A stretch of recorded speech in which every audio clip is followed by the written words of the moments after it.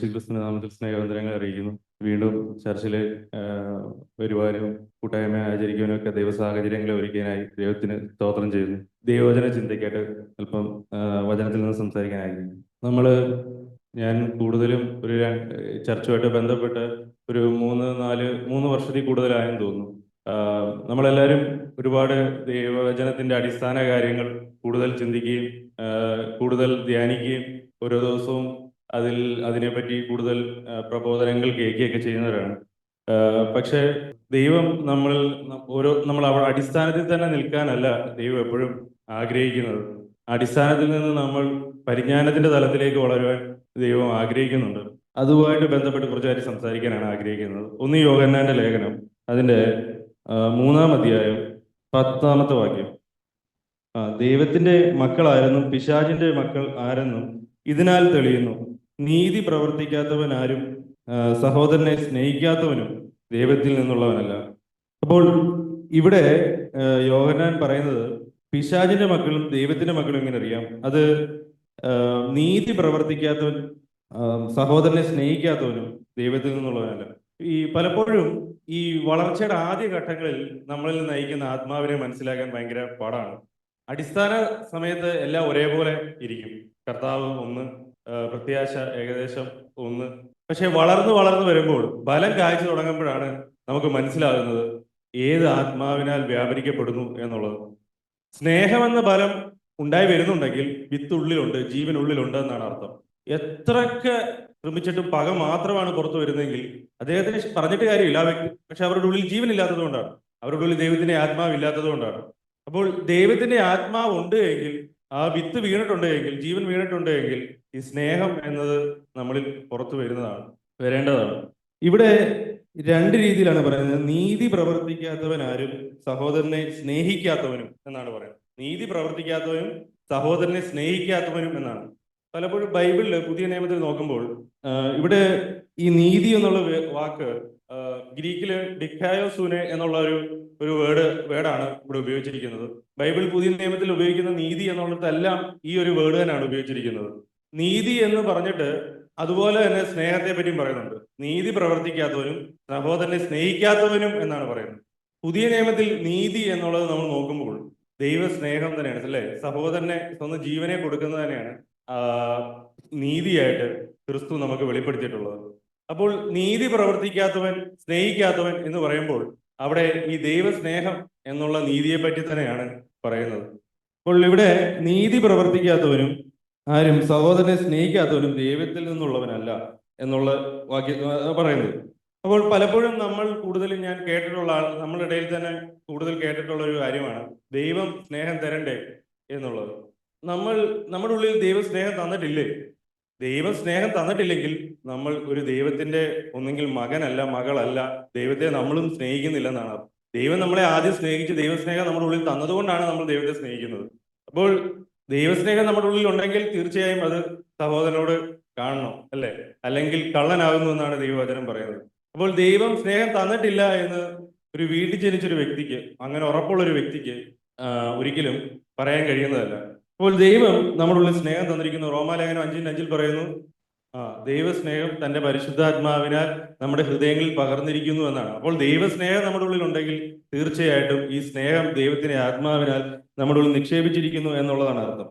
1 യോഹന്നാന്റെ 3:15 പറയുന്നു, സഹോദരനെ പകയ്ക്കുന്നവനെല്ലാം കൊലപാതകനാകുന്നു, യാതൊരു കൊലപാതകനും നിത്യജീവൻ ഉള്ളിൽ വസിച്ചിരിപ്പില്ല എന്ന് നിങ്ങൾ അറിയുന്നു. അപ്പോൾ സ്നേഹത്തിൽ വസിക്കാത്ത അവസ്ഥ പലപ്പോഴും നമുക്ക് എല്ലാവർക്കും ഉണ്ട്. മരണം മാത്രമാണ് അപ്പോൾ നമ്മളിൽ വ്യാപരിക്കപ്പെടുന്നത്. ഈ ദൈവസ്നേഹമല്ല നമ്മളിൽ വസിക്കുന്നത് എങ്കിൽ, അല്ലെങ്കിൽ നമ്മളെ നിയന്ത്രിക്കുന്നത്, പലപ്പോഴും നമ്മൾ എപ്പോഴും ദൈവസ്നേഹത്താൽ നിയന്ത്രിക്കപ്പെടുന്നില്ല. ദൈവസ്നേഹത്താൽ അല്ല നമ്മൾ ജീവിതത്തിലെ ഒരു മിക്കവാറും സമയങ്ങളിലൊന്നും നിയന്ത്രിക്കപ്പെടുന്നത്. പിന്നെ നമുക്ക് ഒരു റിലീജിയസ് സ്നേഹമുണ്ട് ദൈവത്തോട്, ഒരു മതപരമായ ഭക്തി. അതൊരിക്കലും നമ്മൾ ആത്മാവിനാലുള്ള സ്നേഹമാണെന്ന് പറയാൻ കഴിയുകയില്ല. കാര്യം എല്ലാ മതങ്ങൾക്കും എല്ലാ മതവിശ്വാസികൾക്കും അവരവരുടെ ദൈവങ്ങളോട് ഒരു ഭയങ്കര സ്നേഹമുണ്ട്. ആ സ്നേഹത്തിൽ അവർ ഒരുപാട് കാര്യങ്ങൾ ദൈവത്തിന് വേണ്ടിയും ആ മതത്തിലുള്ള ആൾക്കാർക്ക് വേണ്ടിയും ചെയ്യുന്നുണ്ട്. അപ്പോൾ അതൊന്നും ഒരിക്കലും ഒരു ദൈവസ്നേഹമാണെന്ന് നമുക്ക് ഒരിക്കലും കാണാൻ കഴിയത്തില്ല. ഞാൻ ഒരിക്കൽ പ്രാർത്ഥിച്ചുകൊണ്ടിരിക്കുന്ന സമയത്ത് ദൈവം എന്നോട് സംസാരിച്ച ഒരു വിഷയമാണ് ഞാൻ ദൈവസ്നേഹത്താലല്ല നിയന്ത്രിക്കപ്പെടുന്നത് എന്ന് ദൈവം എന്നോട് സംസാരിക്കും. അതിന്റെ കാരണം എന്താണെന്ന് ചോദിച്ചപ്പോൾ മരണം തെളിയിക്കുന്നതാണ് ദൈവസ്നേഹം എന്നാണ്. പുത്രന് പിതാവിനോടുള്ള സ്നേഹം തെളിയിക്കപ്പെടുന്നത് ആ ക്രൂശിലാണ്. അല്ലെങ്കിൽ നമ്മൾ കാണുന്നത്, തെളിയിക്കപ്പെടുന്നില്ല, നമ്മൾ കാണുന്നത് ക്രൂശിലാണ്. അപ്പോൾ നമുക്കും ദൈവത്തോടുള്ള സ്നേഹം, അത് നമ്മളിൽ ദൈവസ്നേഹമാണ് നിയന്ത്രിക്കപ്പെടുന്നത് എന്ന് പ്രൂവ് ആകുന്നത്, അല്ലെങ്കിൽ 100% നമുക്ക് ഉറപ്പിക്കാൻ കഴിയുന്നത് ആ മരണം നമ്മളിൽ കൊണ്ടുവരുമ്പോഴാണ്. കർത്താവിനെ ഓർത്ത് ആ ക്രൂശിലേക്ക് നമ്മൾ, ആ ക്രൂശിന്റെ യൂണിയനിലേക്ക് നമ്മൾ ചേരുമ്പോഴാണ് ആ സ്നേഹം ആണ് നമ്മളെ ഡ്രൈവ് ചെയ്തിരിക്കുന്നത് എന്ന് മനസ്സിലാക്കാൻ. ലോകത്തിലെ മറ്റൊന്നിനും നമ്മളെ ഈ ക്രൂശ് എടുക്കാൻ നമ്മളെ കൊണ്ട് പ്രാപ്തരാക്കത്തില്ല. ദൈവസ്നേഹത്തിന് മാത്രമേ നമ്മളെ കൊണ്ട് ഈ ക്രൂശ് എടുപ്പിക്കുവാൻ, നമ്മളെ സജ്ജരാക്കാൻ, നമ്മളെ ബലവാന്മാരാക്കാൻ കഴിയത്തുള്ളൂ. അല്ലെങ്കിൽ നമ്മൾ തളർന്നു പോകും. ക്രൂശിന്റെ മുന്നിൽ പോകുമ്പോൾ ഡിസപ്പോയിന്റഡ് ആയി പോകും, തളർന്നു പോകും, ക്ഷീണിച്ചു പോകും, സ്വന്തം ജീവനെ ഇട്ടിട്ട് ജീവനെ നോക്കി പുറകോട്ട് പോകും. അപ്പോൾ ഈ സ്നേഹം നമ്മളിൽ വ്യാപരിക്കുന്നതാണെങ്കിൽ, സ്നേഹത്താൽ വ്യാപരിച്ച വിശ്വാസം എന്ന് ഗലാത്യ ലേഖനത്തിൽ പറയുന്നത്, ആ സ്നേഹത്താൽ വ്യാപരിക്കപ്പെടുകയാണെങ്കിൽ നമ്മൾ ഈ പറയുന്ന മരണത്തിന്റെ തലത്തിലേക്ക് നമുക്ക് മുന്നോട്ട് പോകാൻ കഴിയും. ആ മരണമാണ് നമ്മുടെ ഉള്ളിൽ സ്നേഹം വ്യാപരിക്കുന്നുവെന്ന് തെളിയിക്കുന്നത്. അപ്പോൾ മരണം, ക്രൂശിലേക്ക്, ആ ക്രൂശിന്റെ മരണം നമ്മൾ അനുഭവിക്കുമ്പോഴാണ് നമ്മുടെ ഉള്ളിൽ ദൈവസ്നേഹമാണ്, അല്ലെ അതിനാൽ നിയന്ത്രിക്കപ്പെടുന്നു എന്ന് നമുക്ക് പറയാൻ കഴിയുകയുള്ളൂ. അപ്പോൾ ദൈവത്തിൽ നിന്ന് ജനിച്ചവരുടെ എല്ലാം ഉള്ളിൽ ദൈവത്തിന്റെ ആത്മാവ് ഉണ്ടെന്നും ദൈവസ്നേഹം ഉണ്ടെന്നും നമ്മൾ കണ്ടു. ഈ 1 യോഹന്നാന്റെ ലേഖനം അതിന്റെ 5:1 അപ്പോൾ എന്തുകൊണ്ടാണ് നമുക്ക് പലപ്പോഴും സഹോദരനെ സ്നേഹിക്കാൻ കഴിയാത്തത്? നമ്മൾ ജഡത്തിൽ ജീവിക്കുന്നതുകൊണ്ടും മരണം നമ്മളിൽ വസിക്കുന്നത് കൊണ്ടുമാണ്. മരണം വസിക്കുന്നു, ഒന്നുകിൽ സ്നേഹമായിരിക്കും വസിക്കുന്നത്, അല്ലെങ്കിൽ മരണമായിരിക്കും വസിക്കുന്നത്. ഒന്നുകിൽ ജീവനായിരിക്കും വസിക്കുന്നത്, അല്ലെങ്കിൽ ജഡമായിരിക്കും വസിക്കുന്നത്. അപ്പോൾ ജഡം വസിക്കുന്നെങ്കിൽ, മരണം വസിക്കുന്നതെങ്കിൽ കയ്പ്, പക, വിദ്വേഷം, എന്റെ കാര്യങ്ങൾ, എന്റെ ജീവിതം എന്നുള്ളതാണ്. സ്നേഹമാണ് അല്ലെങ്കിൽ ക്രിസ്തുവാണ് വസിക്കുന്നതെങ്കിൽ, ഇവിടെ യോഹന്നാന്റെ ലേഖനത്തിൽ സ്നേഹം വസിക്കുന്നു എന്നാണ് പറഞ്ഞിരിക്കുന്നത്. പക്ഷെ നമ്മൾ പൗലോസ് എഴുതുമ്പോൾ ക്രിസ്തു വസിക്കുന്നു, ജീവൻ വസിക്കുന്നു എന്നൊക്കെയാണ് എഴുതിയിരിക്കുന്നത്. അപ്പോൾ ഇവിടെ യോഹന്നാൻ തന്റെ ലേഖനത്തില് ക്രിസ്തു ഉള്ളിൽ വസിക്കുന്നുവെങ്കിൽ സ്നേഹത്താൽ നിയന്ത്രിക്കപ്പെടും, അല്ലെങ്കിൽ സ്നേഹത്താൽ വസിക്കപ്പെടും. അത് ഈക്വലാണ്. ഇതൊരു പരിജ്ഞാനത്തിന്റെ തലത്തിലേക്ക്, ഇപ്പൊ ക്രിസ്തു ഉള്ളിൽ വസിക്കുന്ന ആദ്യ കാലഘട്ടങ്ങളിൽ നമുക്ക് ഈ സ്നേഹത്താൽ നിയന്ത്രിക്കപ്പെടുന്ന അവസ്ഥ വലുതായി ഉണ്ടാകണമെന്നില്ല. പതിയെ പതിയെ പതിയെ ആ പാല് എന്നുള്ളത് വിട്ട് നമ്മൾ പരിജ്ഞാനത്തിന്റെ വചനത്തിലേക്ക് പോകുമ്പോഴാണ് ഈ സ്നേഹത്തിന്റെ അനുഭവങ്ങൾ നമുക്ക് ഉണ്ടായി വരുന്നത്. ഇപ്പോൾ യോഹന്നാന്റെ സുവിശേഷം, 1 യോഹന്നാൻ അതിന്റെ 5:1 പറയുന്നു, ജനിപ്പിച്ചവനെ സ്നേഹിക്കുന്നവനല്ല, അവനിൽ നിന്ന് ജനിച്ചവനെയും സ്നേഹിക്കുന്നു. ഞാൻ എൻ്റെ അച്ഛനെ സ്നേഹിക്കുന്നുണ്ടെങ്കിൽ തീർച്ചയായിട്ടും എൻ്റെ സഹോദരങ്ങളോടും എനിക്ക് സ്നേഹം ഉണ്ടാവും. അതൊരു ബ്ലഡ് റിലേഷനാണ്. ഇതിനേക്കാൾ വലിയ റിലേഷനാണ് ആത്മാവിലുള്ള ക്രിസ്തുവിലുള്ള ബന്ധം എന്ന് പറഞ്ഞു കഴിഞ്ഞാൽ. ഈ പരിജ്ഞാനത്തിലേക്ക് വളരുമ്പോൾ ഒരു വ്യക്തിക്ക് ഉണ്ടാകുന്നതെന്ന് പറഞ്ഞാൽ എല്ലാവരും ആത്മീയമായിട്ടേ കാണത്തുള്ളൂ. ജഡത്തിൽ ഒന്നിനെയും അറിയുന്നില്ല, കാണുന്നില്ല എന്ന് പൗലോസ് പറയുന്ന പോലെ ദൈവത്തെയും ജഡത്തിൽ അറിയുന്നില്ല. അതുവരെ ദൈവത്തെയും ജഡത്തിൽ അറിഞ്ഞു, പിന്നെ ചുറ്റിനുള്ളവരെ അറിയുന്നില്ല. ആത്മാവിലായിരിക്കും, ആത്മാവിൽ സഹോദരങ്ങളോടായിരിക്കും കൂടുതൽ ബന്ധം. അപ്പോൾ ലോകത്തിലുള്ള നമ്മുടെ സഹോദരങ്ങൾ എന്തെങ്കിലും ചെയ്തു കഴിഞ്ഞാൽ നമുക്ക് എത്ര വലിയ ക്രൂരത ചെയ്താലും, അല്ലെ, രക്തബന്ധം ആയതുകൊണ്ട് പിന്നെയും ചേരും, പിന്നെയും ക്ഷമിക്കാൻ കഴിയും. ആ സ്നേഹം ഉള്ളിൽ നിന്ന് പറഞ്ഞു പോകത്തില്ല. ഇതുപോലെ തന്നെയാണ് ക്രിസ്തുവിന്റെ ജീവൻ നമ്മുടെ ഉള്ളിൽ ഉണ്ടെങ്കിൽ നമ്മുടെ ഉള്ളിൽ നിന്നൊരു വല്ലാത്ത ഒരു സ്നേഹം ഇവരോട് തോന്നും. അത് ജീവനുണ്ട് എന്നുള്ളതിന് തെളിവാണ്. എത്ര പോയാലും പിന്നെയും അത് ഉള്ളിൽ അതങ്ങനെ ഒന്ന്, എന്താ പറയുന്നത്, ഒരു വിങ്ങല് നമ്മുടെ ഉള്ളിൽ ഉണ്ടായിരിക്കും. എന്താന്ന് പറഞ്ഞു കഴിഞ്ഞാൽ ഈ ഒരേ അപ്പനിൽ നിന്ന് ജനിച്ചതുകൊണ്ടാണ്, ദൈവത്തിൽ നിന്ന് ജനിച്ചതുകൊണ്ടാണ്. ജനിപ്പിച്ചവനെ സ്നേഹിക്കുന്നവനെല്ലാം അവനിൽ നിന്ന് ജനിച്ചവനെയും സ്നേഹിക്കുന്നു. ഈ ഒരു തലത്തിൽ വരുമ്പോൾ നമുക്ക് നമ്മളിൽ വ്യാപരിക്കുന്ന ആത്മാവിനെ ചോദന ചെയ്യേണ്ട സമയമാണ്. നമ്മളിൽ ഈ ബലം വരുന്നുണ്ടോ? നമ്മൾ യഥാർത്ഥമായ ആത്മാവിനാലാണോ വ്യാപരിക്കപ്പെടുന്നത്? നമുക്ക് സഹോദരനോട് പകയാണോ തോന്നുന്നത്, വെറുപ്പാണോ തോന്നുന്നത്? വെറുപ്പാണ് തോന്നുന്നെങ്കിൽ ഒന്നെങ്കിൽ അവന്റെ ഉള്ളിൽ ആത്മാവില്ലല്ലേ നമ്മുടെ ഉള്ളിൽ. കാര്യം ഈ ജഡവും ആത്മാവും തമ്മിൽ എപ്പോഴും ഒരു ശത്രുത്വം ഉണ്ടാവും, ഒരിക്കലും ചേരത്തില്ല. അപ്പോൾ നമ്മൾ യഥാർത്ഥമായും ദൈവത്തിൽ നിന്ന് ജനിച്ചവരാണെങ്കിൽ നമ്മുടെ ഉള്ളിൽ നിന്ന് ഈ ദൈവസ്നേഹം പുറത്തോട്ട് വരും. അപ്പോൾ ഈ സ്നേഹത്തിൽ ഓരോ ദിവസവും പ്രാക്ടീസ് ചെയ്ത് വളരുന്നതാണ് ഒരു ക്രിസ്തീയ ജീവിതം എന്ന് പറഞ്ഞു കഴിഞ്ഞാൽ, ഒരു പരിജ്ഞാനത്തിന്റെ തലത്തിൽ നിൽക്കുന്ന ഒരു ഓട്ടം എന്ന് പറഞ്ഞു. ഒരു വിശ്വാസിക്ക് എപ്പോഴും സ്നേഹത്തിൽ പ്രാക്ടീസ് എപ്പോഴും ഉണ്ട്, തുടർമാനമുണ്ട്. ഈ സ്നേഹത്തിൽ വസിക്കുന്ന, സ്നേഹത്തിൽ അഭ്യസിക്കുന്ന ഒരു തലം, നീതിയിൽ പ്രാക്ടീസ് ചെയ്യുന്ന. അതുകൊണ്ടാണ് അവിടെ പറയുന്നത്, നീതിയിൽ അഭ്യസിക്കാത്തവൻ ആരും, സഹോദരനെ സ്നേഹിക്കാത്തവൻ ആരും ദൈവത്തിൽ നിന്നുള്ളവനല്ല. ദൈവത്തിൽ നിന്നുള്ളവനാണെങ്കിൽ അവനിൽ ഈ നീതിയിലെ അഭ്യാസം, സ്നേഹത്തിന്റെ അഭ്യാസം ഉണ്ടായിരിക്കും. അപ്പോൾ ഈ സ്നേഹത്തിൽ നിന്നായിരിക്കും പ്രവൃത്തികളെല്ലാം വരുന്നത്. ഈ സ്നേഹത്തിൽ നിന്നുള്ള പ്രവൃത്തിയെ മാത്രമേ ദൈവത്തെ പ്രസാദിപ്പിക്കുവാൻ കഴിയുകയുള്ളൂ. ഒരിക്കൽ ഞങ്ങൾ ഷാജിയങ്ങളും സുധേന്റെയും കേസങ്ങളും എല്ലാവരും കൂടെ ഒരു ദിവസം തമിഴ്നാട്ടിൽ പോയ സമയത്ത് ഞാൻ നോക്കിയപ്പം ഒത്തിരി വലിയ മൃഗങ്ങയൊക്കെ കളിച്ചിരിക്കുന്നു. അപ്പം നല്ല രസമുണ്ട് കാണാൻ. അപ്പൊ ഫുഡിന്റെ ഒക്കെ കൂടെ അത് കാണും എന്നുള്ളത് ഞാൻ പ്രതീക്ഷിച്ചു. കുറച്ച് ഞാൻ ഇങ്ങനെ ശ്രദ്ധിച്ച് താഴോട്ട് നോക്കിയപ്പം അത് അവിടുത്തെ സെപ്റ്റി ടാങ്കിനകത്തു നിന്നാണ് കിളിച്ചു വന്നിരിക്കുന്നത്. അപ്പൊ പിന്നെ സൂക്ഷിച്ചു നോക്കിയത് അതെങ്ങാനും അതിനകത്തുണ്ടോ ഉണ്ടെങ്കിൽ എടുത്ത് കളയാൻ വേണ്ടിയാണ്. അപ്പോൾ ഇതുപോലെയാണ് ദൈവം നോക്കുന്നത്. ദൈവം നോക്കുമ്പോൾ റൂട്ട് എവിടെ നിന്ന് നമ്മൾ ഫലം എത്ര കായ്ച്ചാലും ദൈവ സ്നേഹത്തിൽ റൂട്ടഡ് ആണോ, ജീവൻ ക്രിസ്തുവിന്റെ ജീവൻ ആ ജീവനിലാണോ റൂട്ടഡ്, അത് മാത്രമേ ദൈവത്തിന് പ്രസാദിപ്പിക്കുവാൻ കഴിയുകയുള്ളൂ. അല്ലാത്ത പ്രവൃത്തികളൊന്നും നിലനിൽക്കുന്നതല്ല, പ്രസാദിപ്പിക്കാൻ കഴിയുന്നതല്ല.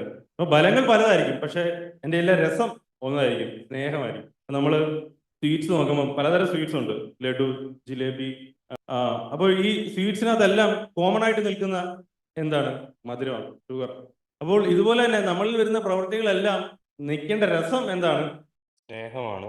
സ്നേഹമില്ല എങ്കിൽ അതൊന്നും ദൈവത്തിന് പ്രസാദമാകത്തില്ല, അതൊന്നും ദൈവസന്നിധിയിൽ എത്തിക്കുവാനോ കഴിയുകയില്ല. അപ്പോൾ ഇതെല്ലാം ജീവനിൽ നിന്നുള്ള പ്രവൃത്തികൾ, സഹോദരൻ, ഈ സ്നേഹത്തിൽ നിന്നുള്ള പ്രവൃത്തികൾക്ക് മാത്രമേ ദൈവത്തിനെ പ്രസാദിപ്പിക്കുവാൻ കഴിയുകയുള്ളൂ, നിലനിൽക്കുകയുള്ളൂ. ആ പ്രവൃത്തികൾ ഓരോ ദിവസവും സ്നേഹത്താൽ വേരൂന്നി നമ്മളിൽ നിന്ന് വരേണ്ടതാണ്. അതാണ്, അങ്ങനെ ഒരു അഭ്യാസം നമ്മുടെ ഉള്ളിൽ ഉണ്ടാകണം. ഉണ്ടെങ്കിൽ നമ്മൾ ദൈവമക്കളാണ് എന്നുള്ളതാണ്, അല്ലെങ്കിൽ നമ്മൾ യഥാർത്ഥ ആത്മാവിനാൽ വ്യാപരിക്കപ്പെടുന്നു, നിയന്ത്രിക്കപ്പെടുന്നു എന്നുള്ളതാണ് തെളിയിക്കുന്നത്. അല്ല എങ്കിൽ നമ്മൾ നമ്മളിലെ ആത്മാവിനെ ചോദന ചെയ്യേണ്ടതായിട്ട് ഉണ്ട്. 1 യോഹന്നാന്റെ ലേഖനം 4:12. ദൈവത്തെ ആരും ഒരു നാളും കണ്ടില്ല, നാം അന്യോന്യം സ്നേഹിക്കുന്നുവെങ്കിൽ ദൈവം നമ്മിൽ വസിക്കുന്നു, അവന്റെ സ്നേഹം നമ്മിൽ തികഞ്ഞുമിരിക്കുന്നു. അപ്പോൾ ഈ ഞാൻ പറഞ്ഞല്ലോ, ഈ പ്രാക്ടീസ് ചെയ്യുന്ന ഈ ഒരു ഭാഗം, ഇതാണ് പരിജ്ഞാനത്തിന്റെ തലം, അല്ലെങ്കിൽ തികഞ്ഞവർ, ബൈബിളിൽ തികഞ്ഞവർ, ജ്ഞാനത്തിൽ ഓടുന്നവർ, പക്വതയിലേക്ക് എത്തിയവർ എന്നൊക്കെ ബൈബിൾ പറയുന്ന ക്രിസ്തുവിന്റെ പക്വതയിലേക്ക് എത്തിയവർ. ക്രിസ്തുവിനെ എന്തായിരുന്നു നിയന്ത്രിച്ചിരുന്നത്? പിതാവിനോടുള്ള സ്നേഹമായിരുന്നു പൂർണ്ണമായും നിയന്ത്രിച്ചിരുന്നത്. ആ സ്നേഹത്തിന്റെ തികവിലേക്ക് എത്തിയവരാണ്, അല്ലെങ്കിൽ അവരെയാണ് തികഞ്ഞവർ എന്ന് ബൈബിൾ, മെച്യൂർഡ് ആയിട്ടുള്ളവർ എന്ന് ബൈബിൾ പറയുന്നത്. അല്ലാത്തവരെല്ലാവരെ ശ്രദ്ധിച്ചാൽ മതി, എപ്പോഴും അടിയായിരിക്കും. അവർക്ക് ഈ സ്നേഹമല്ല, കൊച്ചു പിള്ളേരുടെ കൂട്ടാണ്. അല്ലാത്തുള്ളവരെല്ലാം കൊച്ചു പിള്ളേരാണ്, നമ്മൾ ഉൾപ്പെടെ എല്ലാം കൊച്ചു പിള്ളേരാണ്. അങ്ങോട്ടും ഇങ്ങോട്ടും എന്തെങ്കിലും തോണ്ടിയാലും മാന്തിയാലും ഒക്കെ പിണക്കം, വഴക്ക്, ഇതെല്ലാം കാണും. അതിന്റെ അർത്ഥം സ്നേഹമല്ല നിയന്ത്രിക്കപ്പെടുന്നത്, തികഞ്ഞ മെച്യൂരിറ്റി വന്നിട്ടില്ല, ക്രിസ്ത്യൻ മെച്യൂരിറ്റി വന്നിട്ടില്ല എന്നാണ് അതിന്റെ അർത്ഥം. എന്ത് പറഞ്ഞാലും പിണക്കം, ഒന്നും സഹിക്കാൻ പറ്റുന്നില്ല. ആ സഹോദരൻ എഴുന്നേറ്റ് അവിടെ നിന്ന് എന്തെങ്കിലും പറഞ്ഞു കഴിഞ്ഞാൽ ഇങ്ങനെ ശ്രദ്ധിച്ചു നോക്കും. എന്തെങ്കിലും തെറ്റ് വന്നു കഴിഞ്ഞാൽ ഉള്ളിൽ ഇങ്ങനെ ഇങ്ങനെ ഇങ്ങനെ കിടന്ന് പിടയ്ക്കും. അവനോട് സഹിക്കാൻ പറ്റത്തില്ല, ടോളറേറ്റ് ചെയ്യാൻ കഴിയത്തില്ല. എന്താ പറയുക, നമ്മൾ കൊച്ചുങ്ങളായോണ്ടാ, നമ്മുടെ ഉള്ളിൽ സ്നേഹം വന്നിട്ടില്ല. ആ സ്നേഹം, ആ മെച്യൂരിറ്റിയിലേക്ക് നമ്മൾ വന്നിട്ടില്ല എന്നുള്ളതാണ്. അപ്പോൾ അതെല്ലാം നമ്മുടെ എല്ലാവരുടെയും അവസ്ഥകൾ മനസ്സിലാക്കാൻ നമുക്ക് ഈ ഒരു മേഖലയിലേക്ക് നമ്മൾ വന്നിട്ടുണ്ടോ, സ്നേഹത്താൽ. അപ്പോൾ അങ്ങനെ ഒരു കുട്ടിയായിരിക്കുന്ന അങ്ങനെ ഒരു വളർച്ച ഉണ്ട്, സ്നേഹത്താൽ അഭ്യസിക്കുന്ന ഒരു കാലം അവനുണ്ട്. അപ്പോൾ അത് നടക്കുന്നുണ്ട് എങ്കിൽ നമ്മൾ അതിലേക്ക് വളരുകയാണ് എന്നുള്ളതാണ് അർത്ഥം. അത് വേദനയാണ്.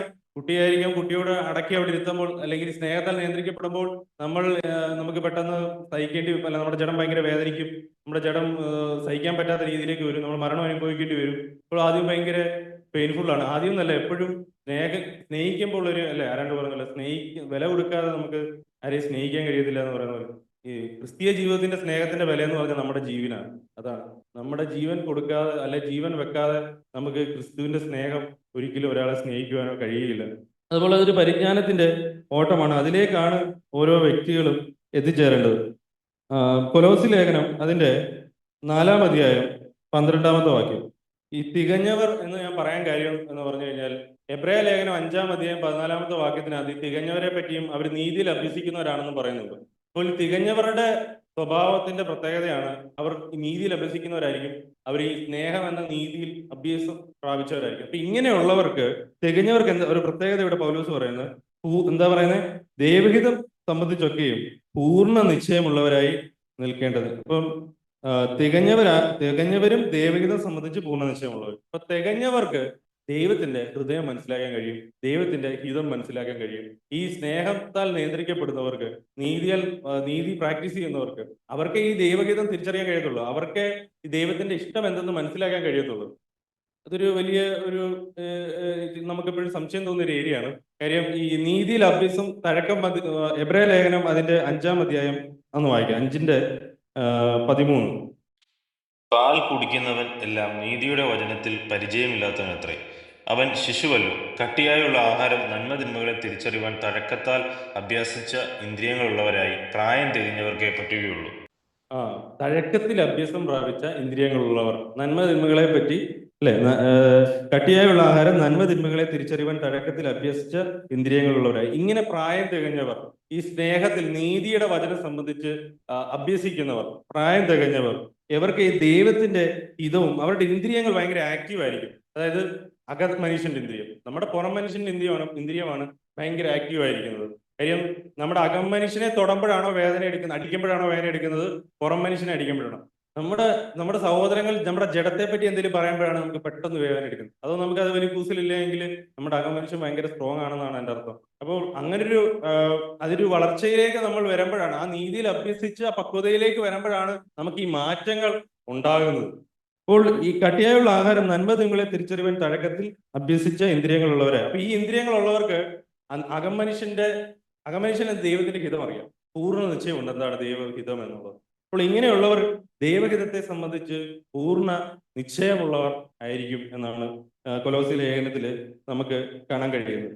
കൊലോസി ലേഖനം അതിനൊന്നുകൂടെ വായിക്കുക. കൊലോസി ലേഖനം അതിന്റെ 4:12. നിങ്ങളിൽ ഒരുത്തനായി ക്രിസ്തുയേശുവിന്റെ ദാസനായ എപ്പഫ്രാസ് നിങ്ങളെ വന്ദനം ചെയ്യുന്നു. നിങ്ങൾ തികഞ്ഞവരും ദൈവഹിതം സംബന്ധിച്ചൊക്കെയും പൂർണ്ണ നിശ്ചയമുള്ളവരുമായി നിൽക്കേണ്ടതിന് അവൻ പ്രാർത്ഥനയിൽ നിങ്ങൾക്ക് വേണ്ടി എപ്പോഴും പോരാടുന്നു. അപ്പോൾ ഈ പൂർണ്ണ നിശ്ചയത്തിന് വേണ്ടി മറ്റുള്ളവർ ആ പൂർണ്ണ നിശ്ചയത്തിലേക്ക് വരേണ്ടതിന് വേണ്ടി പ്രാർത്ഥനയിൽ എപ്പഫ്രാസ് പ്രാർത്ഥനയിൽ പോരാടുന്നു എന്നാണ് പറയുന്നത്. അപ്പോൾ ആ പ്രാർത്ഥനയിൽ ഇപ്പം ഇതിനു വേണ്ടി എന്താണ് നമ്മൾ ചെയ്യേണ്ടത് എന്നുള്ളതിന്റെ ഒരു കാര്യം പ്രാർത്ഥനയുണ്ട്. പ്രാർത്ഥന വളരെ ഇമ്പോർട്ടന്റ് ആണ്. നമ്മുടെ വളർച്ചയ്ക്കും നമ്മുടെ ക്രിസ്തീയ ജീവിതത്തിലെ നമ്മുടെ പക്വതയിലേക്ക് നമ്മൾ വളരുന്നതിനെല്ലാം വളരെ ഒരു കാര്യമായ ഘടകം പ്രാർത്ഥനയ്ക്കുണ്ട്. ഈ മെച്യൂരിറ്റിയിലേക്ക് സഭ വളരേണ്ടതിന് പൗലോസ് പലയിടങ്ങളിലും പ്രാർത്ഥിക്കുന്നതും നമുക്ക് കാണാൻ കഴിയും. അപ്പോൾ എങ്ങനെ ഈ സ്നേഹത്തിൽ ഇനി അഭ്യസിക്കാം, അതെങ്ങനെ പ്രാക്ടീസ് ചെയ്യാം, അല്ലെങ്കിൽ എങ്ങനെ നമ്മൾ ഈ നമ്മുടെ ക്രിസ്തീയ ജീവിതത്തിൽ സ്നേഹത്തിൽ അഭ്യസിക്കും? ഒന്ന് യോഹന്നാന്റെ ലേഖനം അതിന്റെ 4:12.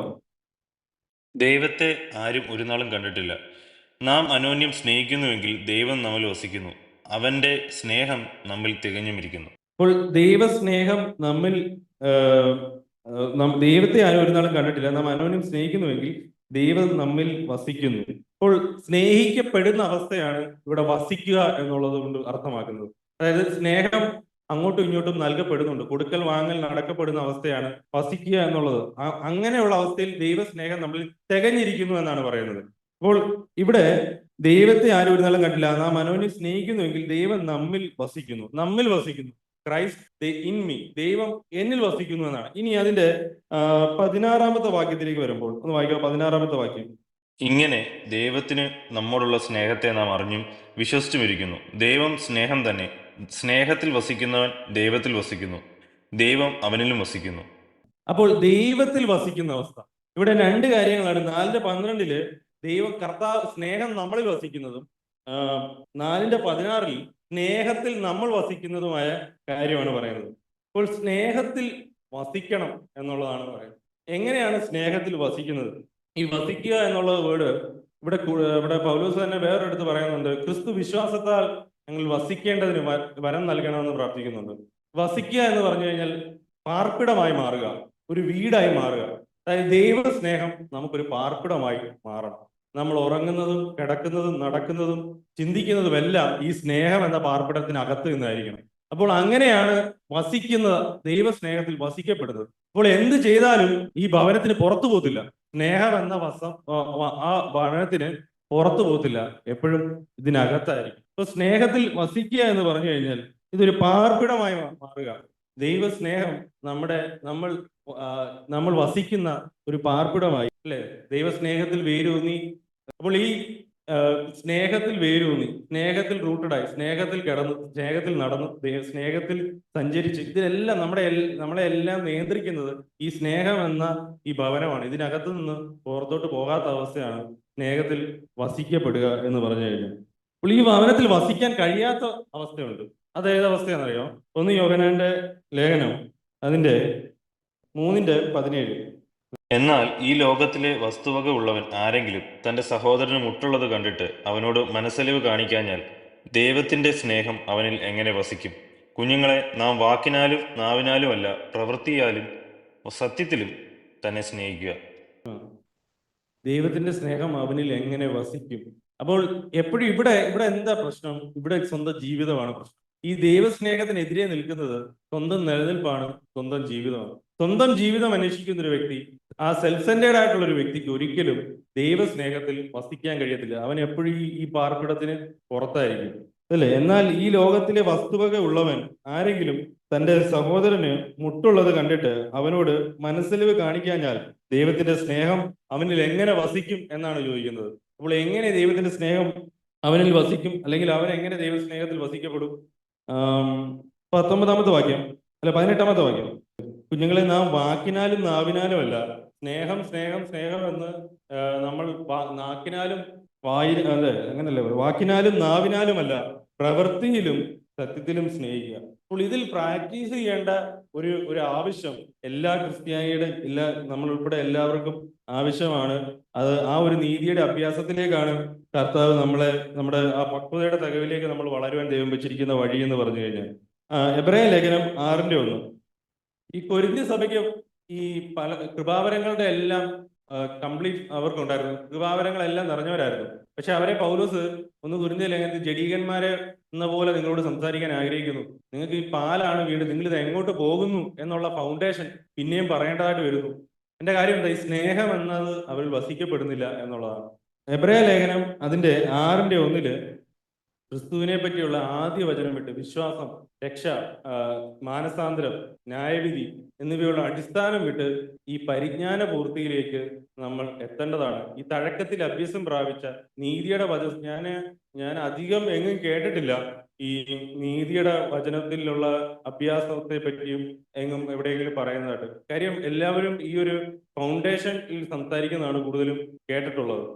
നമ്മൾ ഈ നീതിയുടെ വചനം സംബന്ധിച്ച് മുന്നോട്ട് പോകേണ്ടതായിട്ടുണ്ട്. നമ്മുടെ ഓട്ടം ഈ അടിസ്ഥാനത്തിൽ തന്നെ നമ്മൾ നിന്നുകൊണ്ട് മുന്നോട്ട് പോകേണ്ടതായിട്ടുണ്ട്. ആ ഓട്ടത്തെ പറ്റിയാണ് 2 പത്രോസിന്റെ ലേഖനം 1:7 മുതലുള്ള വാക്യത്തിലൊക്കെ നമുക്ക് കാണാൻ കഴിയും. സ്നേഹത്തിൽ ചെന്ന് അവസാനിക്കുന്ന ഒരു വലിയ ഓർഡർ നമുക്ക് കാണാൻ കഴിയും. 2 പത്രോസ് അതിന്റെ 1:4 മുതലുള്ള വാക്യം. അവയാൽ അവൻ നമുക്ക് വിലയേറിയതും അതിമഹത്വമായ വാഗ്ദത്തങ്ങളും നൽകിയിരിക്കുന്നു. ഇവയാൽ നിങ്ങൾ ലോകത്തിന്റെ മോഹത്താലുള്ള നാശം വിട്ടൊഴിഞ്ഞിട്ട് ദിവ്യ സ്വഭാവത്തിന് കൂട്ടാളികളായി തീരുവാൻ ഇടവരുന്നു. അതിനിമിത്തം തന്നെ നിങ്ങൾ സകല ഉത്സാഹവും കഴിച്ച് നിങ്ങളുടെ വിശ്വാസത്തോട് വീര്യത്തോട് പരിജ്ഞാനത്തോട് ഇന്ദ്രിയജയത്തോട് സ്ഥിരതയും, സ്ഥിരതയോട് ഭക്തിയും, ഭക്തിയോട് സഹോദരപ്രീതിയും, സഹോദരപ്രീതിയോട് സ്നേഹവും കൂട്ടിക്കൊള്ളുവിൻ. 11 വാക്യോ. ഇങ്ങനെ ചെയ്താൽ നിങ്ങൾ ഒരു നാളും ഇടറിപ്പോകാതെ നമ്മുടെ കർത്താവും രക്ഷിതാവുമായ യേശുക്രിസ്തുവിന്റെ നിത്യരാജ്യത്തിലേക്കുള്ള പ്രവേശനം ധാരാളമായി പ്രാപിക്കും. ഇതേ വാക്യം തന്നെ യോഹന്നാന്റെ ലേഖനത്തിലും യോഹന്നാൻ പറയുന്നുണ്ട്. ധാരാളമായ പ്രവേശനം ഈ സ്നേഹത്തിൽ നിറഞ്ഞിരിക്കുന്നവർക്കുള്ള അവസ്ഥയാണ്. അവരെപ്പോഴും ഈ സ്നേഹത്താലാണ് നിറഞ്ഞിരിക്കുന്നതെങ്കിൽ ഈ രാജ്യം വിട്ട് വേറൊരു രാജ്യം കാത്തിരിക്കുന്നവരും ഈ ലോകം വിട്ട് മറ്റൊരു പ്രത്യാശയിലേക്ക് നോക്കിയിരിക്കുന്നവരും സ്നേഹത്താൽ നിറഞ്ഞവരുമായതുകൊണ്ട് അവർക്ക് എപ്പോഴും ആന്തരികമായ ധാരാളമായ പ്രവേശനം, അവർക്ക് ആത്മരക്ഷ, പ്രാണന്റെ തലത്തിലുള്ള രക്ഷയിലേക്ക് വലിയ ധാരാളമായ ഉറപ്പും ഇടറിപ്പോകാതെ നമ്മുടെ കർത്താവായ രക്ഷിതാവായ യേശുക്രിസ്തുവിന്റെ നിത്യരാജ്യത്തിലേക്കുള്ള പ്രവേശനം ധാരാളമായി പ്രാപിക്കും എന്നാണ്. 1 യോഹന്നാന്റെ ലേഖനം അതിന്റെ 3:16. അവൻ നമുക്ക് വേണ്ടി തന്റെ പ്രാണനെ വെച്ചു കൊടുത്തതിനാൽ നാം സ്നേഹം എന്ത് എന്ന് അറിഞ്ഞിരിക്കുന്നു. നാമും സഹോദരന്മാർക്ക് വേണ്ടി പ്രാണനെ വെച്ചു കൊടുക്കേണ്ടതാകുന്നു. അപ്പോൾ ഈ സ്നേഹത്തിന്റെ ഇവിടെ 16-ാമത്തെ വാക്യത്തിൽ പറയുന്നത്, അവൻ നമുക്ക് വേണ്ടി തന്റെ പ്രാണനെ വെച്ചു കൊടുത്തതിനാൽ നാം സ്നേഹം എന്ത് എന്ന് അറിഞ്ഞിരിക്കുന്നു. നാമും സഹോദരന്മാർക്ക് വേണ്ടി പ്രാണനെ വെച്ചു കൊടുക്കേണ്ടതാകുന്നു. അപ്പോൾ ഇങ്ങനൊരു ഒരു നീതിയിൽ അഭ്യാസം, ഇതാണ് പുതിയ നിയമത്തിന്റെ നീതി എന്ന് പറഞ്ഞു കഴിഞ്ഞാൽ. ഈ നീതിയിലുള്ള ഒരു അഭ്യാസം എല്ലാ വിശ്വാസിക്കും എല്ലാ ദിവസവും ദൈവം വെച്ചിരിക്കുന്നതാണ്. ഇതാണ് നമ്മളെ പ്രായത്തിന്റെ തികവിലേക്കും ദൈവത്തിന്റെ ഹിതം സംബന്ധിച്ച് പൂർണ്ണ നിശ്ചയം ഉള്ളവരായി, തികഞ്ഞവരായി, മെച്യൂരിറ്റിയിലേക്ക് നമ്മളെ വളരുവാൻ ഇടയാക്കുന്നത്. അപ്പോൾ ഇങ്ങനെ ഒരു ഓട്ടം നമ്മുടെ ഉള്ളിൽ നടക്കുന്നുണ്ട് എങ്കിൽ, സ്നേഹത്തിന്റെ നീതിയുടെ വചനം സംബന്ധിച്ച് ഒരു പ്രാക്ടീസ് നമ്മുടെ ഉള്ളിൽ നടക്കുന്നുണ്ട് എങ്കിൽ, സ്നേഹത്തിന്റെ ബലം നമ്മളിൽ വരുന്നുണ്ട് എങ്കിൽ, നമ്മൾ യഥാർത്ഥമായ ആത്മാവിനെ പ്രാപിച്ചിരിക്കുന്നു എന്നുള്ളതാണ് അതിൻ്റെ അർത്ഥം. അതല്ല നമ്മുടെ ഉള്ളിൽ നിന്ന് എപ്പോഴും മുള്ളും ഞെരിഞ്ഞിലും മാത്രമാണ് കായ്ക്കുന്നതെങ്കിൽ, അല്ലെങ്കിൽ നമ്മൾ എപ്പോഴും സഹോദരനോട് പകയും ഒരിക്കലും നമുക്ക് ക്ഷമിക്കാൻ കഴിയാത്ത രീതിയിൽ സ്വയം നീതിയിൽ നിന്നുള്ള പ്രവൃത്തി മാത്രം വന്ന് ഒരു റിലീജിയസ് സ്നേഹം മാത്രമാണ് നമുക്കിപ്പോഴും നിലനിൽക്കുന്നതെങ്കിൽ നമ്മുടെ ആത്മാവിനെ നമ്മൾ ശോധന ചെയ്യേണ്ടതായിട്ടുണ്ട്. അപ്പോൾ ഇങ്ങനെ ഈ ഒരു തികവിലേക്കുള്ള യാത്ര എല്ലാ വിശ്വാസിക്കും ഓരോ ദിവസവും ഉണ്ടായിരിക്കുന്നതാണ്. ദൈവം നമ്മളെ എല്ലാവരും ഈ ഓട്ടം സംബന്ധിച്ച് ഓടുവാനും ബലപ്പെടുത്തുവാനും സ്നേഹത്തിൽ വസിക്കപ്പെടുവാനും എല്ലാം ദൈവം നമ്മളെ സഹായിക്കട്ടെ. ദൈവം നമ്മളെല്ലാം അനുഗ്രഹിക്കട്ടെ. വചനങ്ങൾ